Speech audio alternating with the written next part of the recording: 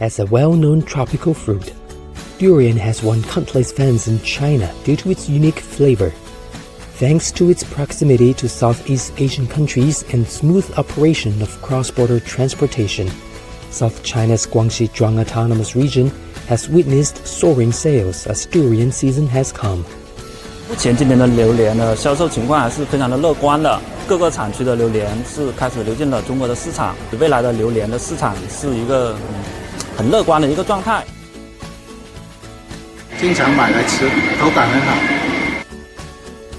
今年做的量要比往年大很多，质量也比往年好很多。因为呢，就是说我们通关提高，快的话呢，5-6天就到市场了。In recent years, durians from Southeast Asian countries have been continuously allowed to enter the Chinese market. At present, the main importing countries are Thailand, Malaysia, Vietnam, and the Philippines. 可以看到的，我们是泰国进口的金枕榴莲，平均每天都能销售400个以上。那我们的运输的话，也是采用严格的冷链技术，保持住温湿度，保持它的新鲜和口感。目前来说，中国是东南亚水果最大的一个消费市场。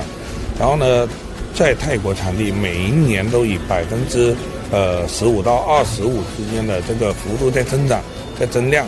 然后呢，这2年的经济效益这个收获的价格都相对于稳定，所以说对于一些果农也好，一些东南亚的这些劳工也好，都是一个很好的一个就业市场跟商业化市场吧。